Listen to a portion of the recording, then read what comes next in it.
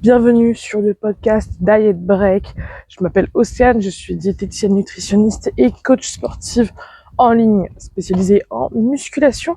Et dans ce podcast aujourd'hui, on va parler de la musculation et les femmes. On va parler des mythes, des croyances entre ce sport et la féminité et même en général les femmes.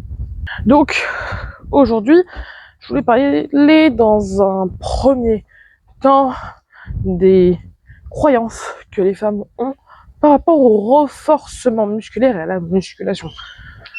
On entend souvent parler de que, en tout cas, la musculation rendrait les femmes comme des hommes ou transformerait les femmes comme des hommes. En gros, ça rendrait les femmes comme des hommes. C'est totalement faux. On a cette croyance. En termes déjà physiologie, on va la débunker. Déjà, on a beau pousser de la fonte, se muscler. La physiologie entre hommes et femmes est totalement différente en termes hormonaux. Les femmes, on a plus des œstrogènes et progestérone dominantes, même si on a un peu de testostérone. Et les hommes, ça va être vraiment leur hormone principale, la testostérone. L'image que l'on a, justement, là, que vous savez sans doute dans votre tête, c'est tout simplement des femmes qui sont dopées et qui ont utilisé des stéroïdes anabolisants, souvent avec des effets secondaires androgynes. Et donc forcément, ici, là, c'est des effets secondaires. C'est une toute petite minorité, notamment dans le monde du bodybuilding et des compétitions à haut niveau, mais ça demande vraiment des sacrifices. Et même si on parle d'un point de vue naturel, ce que vous considérez dans votre imaginaire trop musclé, même si ça reste assez subjectif, ça prend des années de travail, énormément de patience, et on n'arrive pas comme ça, un peu par hasard ou par magie, à ce physique. Ça demande des entraînements intensifs, réglés, une alimentation optimisée, un sommeil calibré, et on recherche vraiment la performance sportive. Donc, c'est pas monsieur, madame, tout le monde qui va aller à la salle 3 fois par semaine, qui va devenir aussi baraqué que ça en quelques mois sur la plage. Donc mesdames, n'ayez pas peur de pousser fort. Vous êtes quand même très très loin de ressembler à un homme. Au contraire, le muscle peut même aider à développer votre féminité. Une belle robe avec un dos en V, dos nu à l'arrière, ça peut être très féminin et vous mettre en valeur. En plus de ça, la musculation, elle vous aide à bien vieillir, à rester autonome le plus longtemps possible.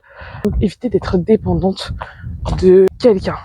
Mais ça aussi, c'est un petit peu la société qui nous l'a toujours appris, et même si on parle de patriarcat.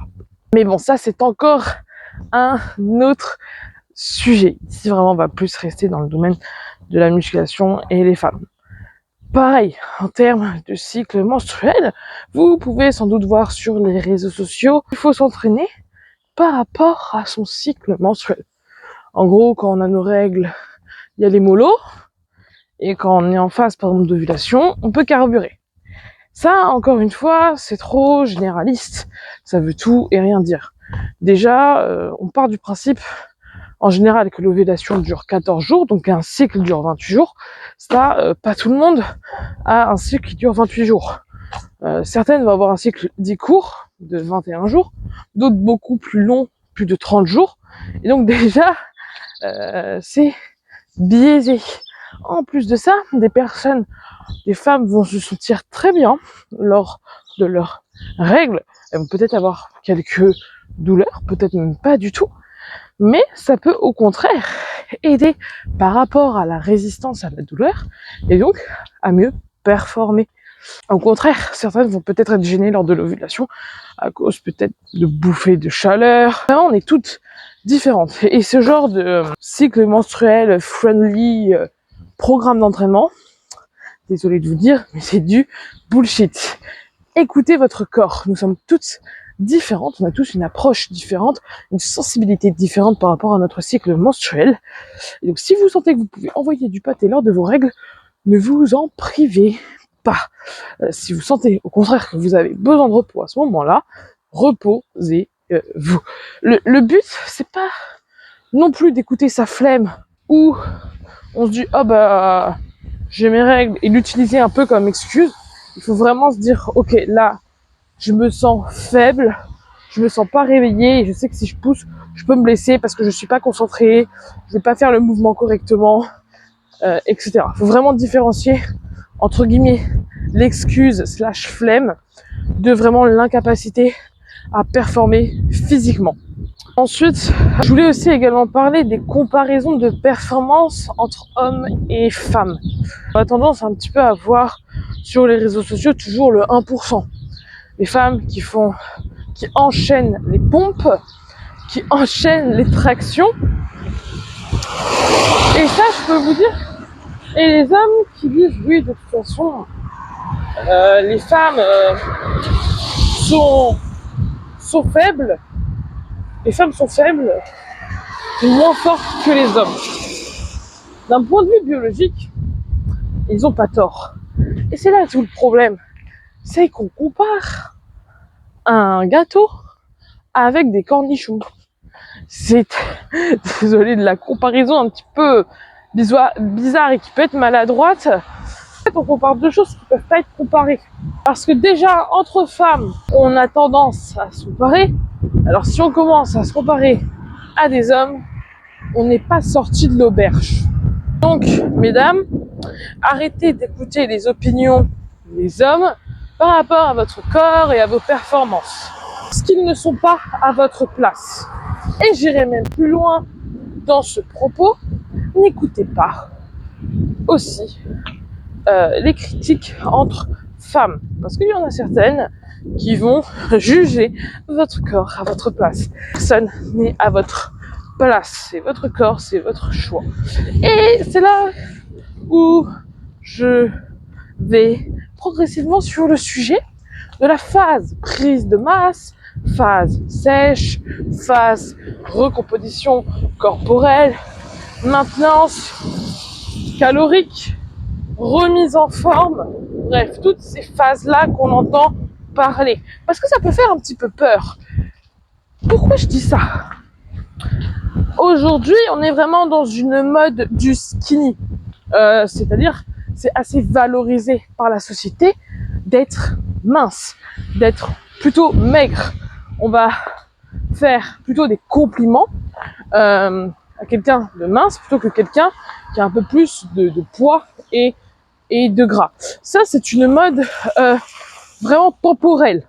Okay, si on prend certaines époques, au contraire, c'était plutôt bien vu d'être en surpoids, d'avoir du gras par rapport à la richesse, à l'abondance, etc. Donc ça, c'est vraiment niveau histoire.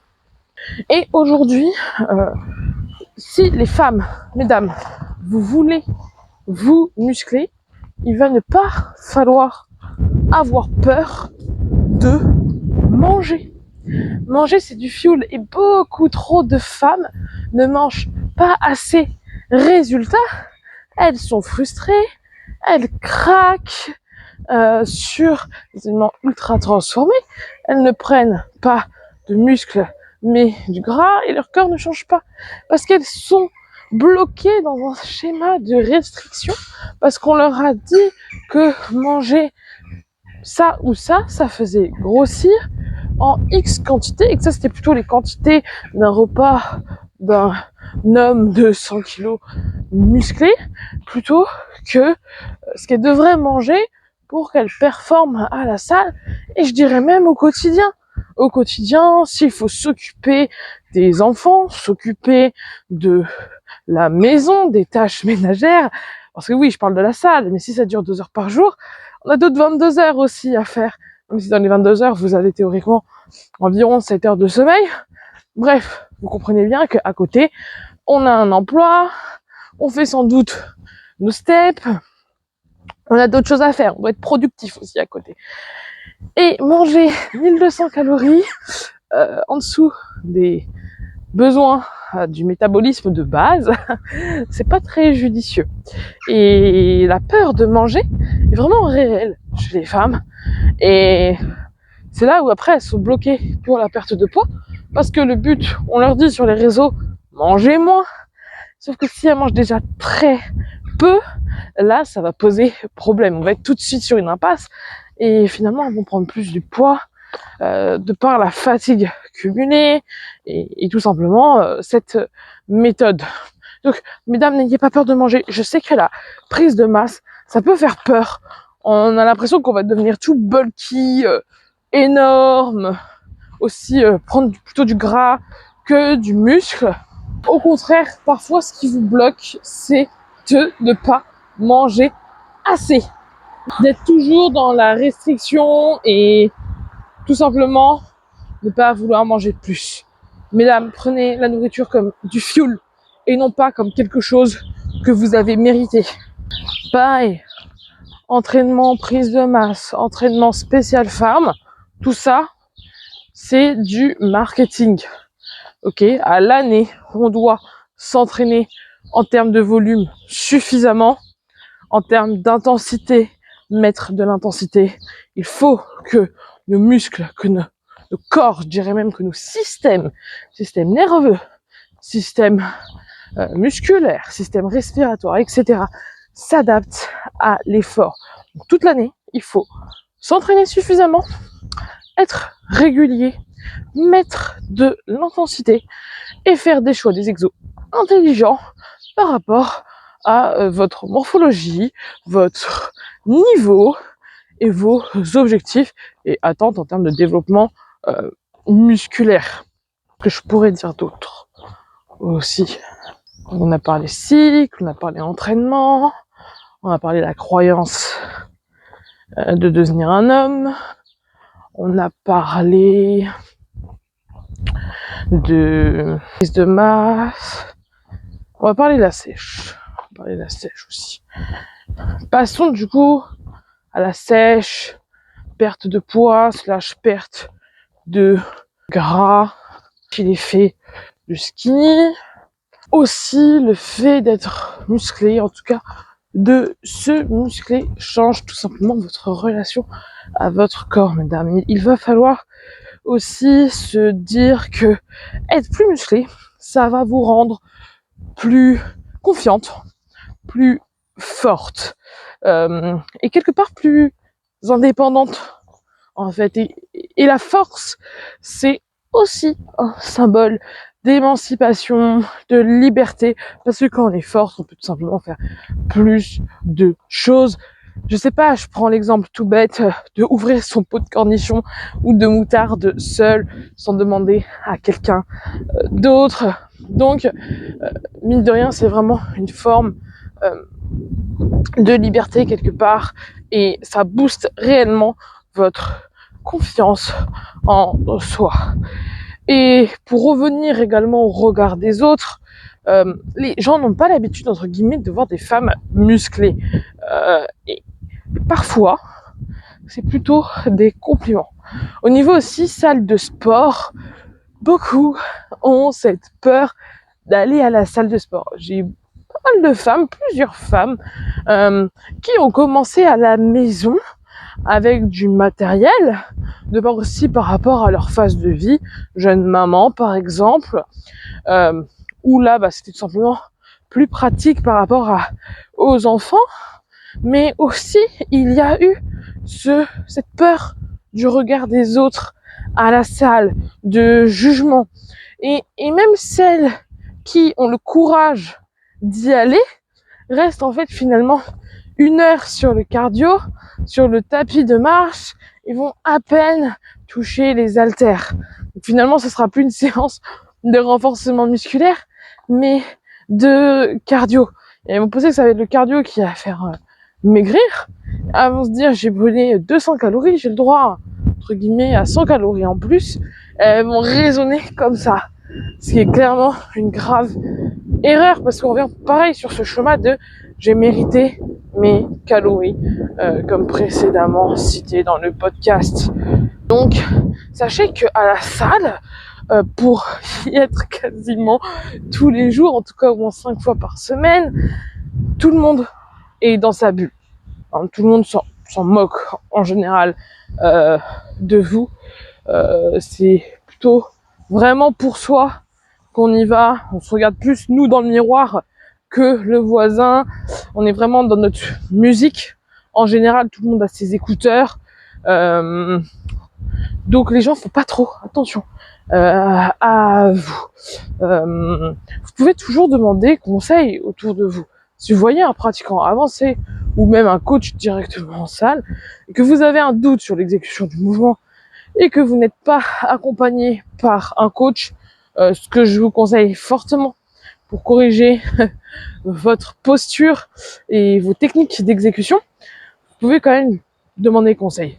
Parce que rien ne vaut qu'une personne qui vous regarde à l'instant T pour vous corriger. Et de toute façon, c'est toujours en bienveillance et en non-jugement. Parce que si c'est pas le cas, la personne n'est tout simplement pas professionnelle ni compétente dans son domaine. Parce qu'on commence tous un jour quelque part. Tous vos modèles que vous voyez sur les réseaux sociaux, ils ont tous commencé quelque part avec sans doute un physique qui ne leur plaisait pas. On commence tous en général la salle parce que on n'est pas bien dans notre physique. Parce que le faire pour les autres, c'est aussi le faire quelque part pour de mauvaises raisons. Parce que tous ces efforts, c'est H24. Et personne ne voit les efforts. Et c'est surtout les compliments, enfin les résultats que l'on voit. Et les résultats, c'est la face visible de l'iceberg. Donc, n'ayez pas peur des regards des autres. À la salle, en général, c'est toujours bienveillant. Parce que vraiment, vous êtes mal tombé. Justement, en parlant des réseaux sociaux, ce que vous voyez, c'est super ventre plat, H24, ce que je mange dans une journée, les batailles Eat in a Day, avec petite salade de ricotta, blanc d'œuf, tout ça. Alors, il faut savoir qu'il faut pas recopier. Okay, ne recopiez pas les what I eat in a day. C'est pas du tout fait pour ça. C'est fait pour inspirer en termes de recettes et aussi par curiosité de dire qu'est-ce qu'elle mange pour avoir ce corps-là. Mais c'est pas ce qu'elle va manger cette journée-là qui lui a permis d'avoir le corps qu'elle a aujourd'hui. C'est tous les jours d'avant qu'on n'a pas vu, les semaines d'avant. Et il y a eu sans doute des week-ends, en tout cas j'espère pour la personne, où il y a eu des moments plaisir. Parce qu'en général, c'est what I eat in a day, il n'y a pas un muffin, quoi. C'est assez robotique, en mode clean girl, si je puis dire. Mais ça, ce n'est pas la réalité. Ce sont les réseaux sociaux. C'est comme le 1% des physiques que vous voyez naturels, secs presque à l'année. Non, non, non. Tout ça, c'est une illusion. En général, pour être comme ça aussi sec à l'année, on prend, alors je dis on, ils prennent, c'est sur une courte période où ils arrivent à ce taux de masse grasse, ils prennent blinde de photos, blinde de vidéos, et après ils publient au fur et à mesure de l'année, ou en tout cas sur un laps de temps beaucoup plus long. Donc on a l'impression qu'ils ont ce niveau de sèche, sauf que tu les vois pas dans la vraie vie parce que ce n'est pas tenable sur le long terme. Ce genre de 1% que tu as en tête. Pareil, le ventre plat, H24, en mode je monte mon ventre à midi, je monte mon ventre à 14h et puis je monte mon ventre plat à 19h. Non, c'est aussi biaisé. On n'a pas le ventre plat H24 parce qu'à un moment donné, on mange, on a le ventre rempli, on digère. Parfois, on a envie d'aller aux toilettes, faire la grosse ou petite commission, hein, même. Et ben, le ventre il est gonflé. Parfois, en fait, juste, tu t'hydrates, tu bois, donc le ventre gonfle. Et il faut pas s'imaginer que les ventres ou avec les abdos qu'on te montre à la salle, sous lumière, en train d'être luisant et transpirant, en plein pump, c'est quelque chose que la femme a à 14 heures après manger dans son appartement. Pas du tout.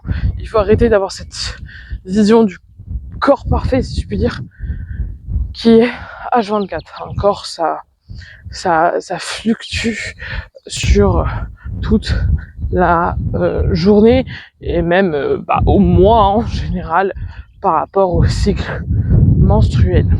Il faut savoir aussi que dans votre fitness journey, ou votre voyage vers ce corps que vous désirez, il ne sera pas forcément soutenu par tout le monde, car les gens vont prendre le contrôle comme une obsession, quelque chose de maladif et de toxique, parce que ils vont vous voir changer vos habitudes. Aller à la salle plusieurs fois par semaine pour 1, 2 heures, voire parfois 3 heures, vous voir préparer vos repas à l'avance, vous voir également peser parfois vos quantités avec une balance, et vous allez le critiquer pour ça. Avec ce genre de critique, mais je suis obsédé, tu as des TCA, tout dans le contrôle, tu te fais pas plaisir, t'as qu'une vie, bois un peu, et parfois vous allez être un peu tiré vers le bas, en mode mais non, allez, bois ce verre d'alcool, prends ce dessert, fais ça, si. Peut-être que ça peut partir d'un bon sentiment, en voulant faire plaisir à la personne, mais finalement ça la nuit, parce que si la personne elle est alignée avec ses actions pour ses objectifs et ses valeurs à cet instant, il n'y a pas à forcer les gens, et entourez-vous vraiment des bonnes personnes, et vous allez voir que pendant votre transformation physique et aussi mentale, vous allez faire du tri dans votre entourage, que toutes ces personnes-là qui vous tirent un peu vers le bas, vous allez vous en éloigner et vous allez plus vous rapprocher, entre guillemets, d'autres personnes qui vont vous ressembler, en tout cas ressembler à votre nouvelle version. Et en général, ça va être aussi des personnes go-muscu, parce que elles partagent les mêmes centres d'intérêt que vous. Également, je voulais parler en autre point de la sexualisation de la femme à la salle de sport. Mesdames, il faut savoir que beaucoup pensent, parce que vous mettez un short moulant ou une brassière, vous allez tout de suite pour draguer le gueux, comme on dit. Malheureusement, beaucoup d'hommes ont cette croyance, et beaucoup de femmes du coup se mettent en oversize, non pas pour elles, parce que peuvent très bien se sentir dans leur corps et être fiers à ce moment-là de montrer leurs gains, mais plus pour que les mecs leur fichent la paix. Vous avez le droit de vous habiller comme vous voulez à la salle de sport, hein, à la limite du raisonnable, je l'entends, mais brassière, short, c'est autorisé. Je crois pas que ce soit marqué dans le règlement que c'est un interdit, et faites-le pour vous, mesdames, parce que mine de rien, on n'en parle pas beaucoup. Dire belle à la salle de sport, mine de rien, on fait un meilleur entraînement, parce qu'on a le droit aussi d'être fier des progrès que l'on a parcourus et de les admirer soi-même dans le miroir, sans prêter attention au regard des hommes. Le problème, ce n'est pas les femmes ici, mais ce sont les hommes qui ne sont pas éduqués et qui ne sont pas lock-in, comme on dit. Je suis désolée pour les termes d'anglicisme, mais qui ne sont pas focus sur eux et sur des désirs où le lieu n'est pas approprié. Parce que la salle, c'est pas non plus un lieu, c'est pas Tinder. Même si ça peut être un lieu de rencontre, hein. La salle, c'est un lieu sociable. Il faut se dire que c'est une communauté, c'est un lieu de partage. Vous allez être amené à tourner sur les machines. Vous allez être amené à demander à une personne combien de séries il lui reste. Vous allez être amené un peu vous retenir de crier à la mort dans toute la salle pour éviter de faire trembler le sol. Voilà, c'est aussi un lieu de partage, attention. Mais c'est pas c'est un lieu aussi qui est à la base pour s'entraîner, qui est pour suer, transpirer et être concentré sous la barre. Parce que à la salle, qu'on le veuille ou non, il y a certainement une hiérarchie cachée. Je m'explique. On a également cette croyance du hip thrust. C'est pour les femmes et pas pour les hommes. Et peut-être que, je sais pas, le curl, le biceps, aux haltères, c'est plus pour les hommes que pour les femmes. Et que certains exercices sont un peu réservés aux femmes et d'autres aux hommes. Vous voyez un petit peu l'homme qui est musclé du haut du corps et qui ne fait pas les jambes. Ou à l'inverse, c'est la femme qui fait que les jambes et qui ne fait pas le haut du corps. Sachez que vous devez travailler vos muscles du haut et du bas du corps de manière homogène, pour que ce soit pour votre bien en termes de santé et de équilibre et de bon vieillissement par la suite. Sans parler par exemple de bodybuilding, où là après ça va être des critères esthétiques suivant les catégories, mais là je parle juste de manière générale. Les hommes, faites les thrusts, mesdames, allez au coin haltère, faites votre dos, faites les épaules, faites les biceps, les triceps, faites même vos pectoraux. Et oui, parce que si vous faites votre dos et pas vos pecs, peut y avoir un petit souci d'équilibre en termes de ces muscles, parce que ils se complètent. Et enfin, j'aimerais finir ce podcast avec un dernier point concernant l'économie du fitness et la vente de programmes féminins, spécial femmes, brûleur de graisse spécial femmes, complément spécial femmes, bref, tout ça c'est du marketing. Il n'y a rien de magique malheureusement, il n'y a pas de pilule magique, sinon je pense que tout le monde serait au courant. Donc, malheureusement je ne vais pas vous donner le secret, parce que le secret, vous le savez déjà si vous vous êtes préalablement renseigné et que vous écoutez peut-être d'autres de mes collègues.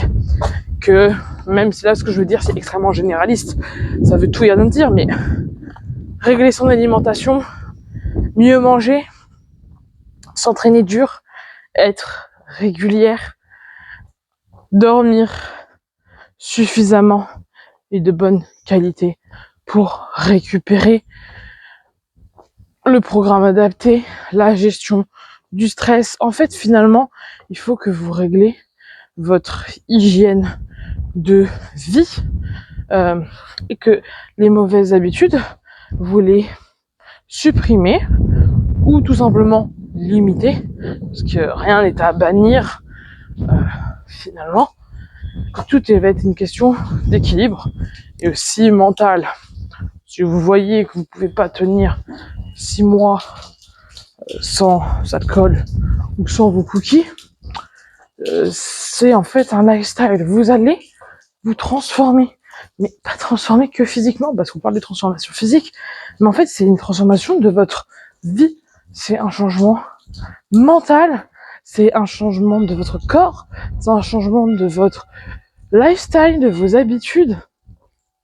Et donc là c'est vraiment un changement d'identité que vous faites. Et j'aimerais terminer sur ce point, c'est qu'il faut casser vos croyances, mesdames, vous en êtes capables, vous êtes capables d'énormément de choses.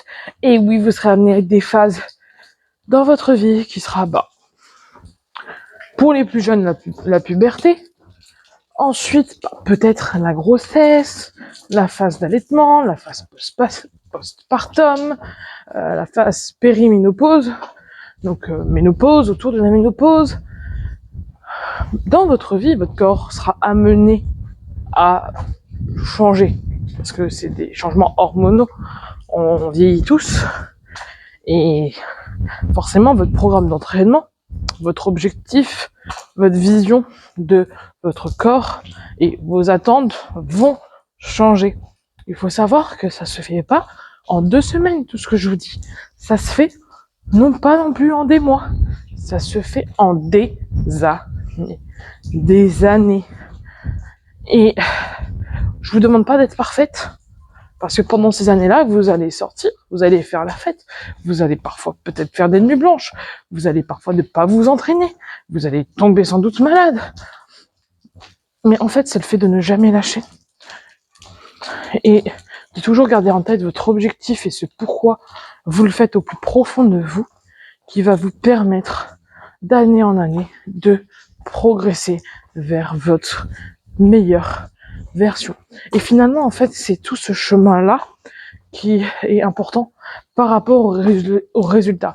Parce que quand vous aurez atteint vos résultats, vous n'allez plus revenir à votre vie d'avant. Vous allez tout simplement garder ces habitudes parce que ce sera vous. Ce ne sera plus une corvée, ce sera juste votre routine. Et vous allez garder ces habitudes pour toujours. Il faut juste trouver cet équilibre. Voilà, c'est tout pour ce petit podcast. J'ai essayé de parler un peu de tous les aspects globaux qui touchent aux femmes et à la musculation. N'hésitez pas si vous voulez voir d'autres idées de podcasts ou même juste donner votre avis en tant que femme ou même si vous êtes un homme, votre vision externe que vous avez par rapport à ça. C'est toujours bon à prendre. Sur ce, laissez un petit commentaire, un petit like, ça soutient et à plus pour la suite.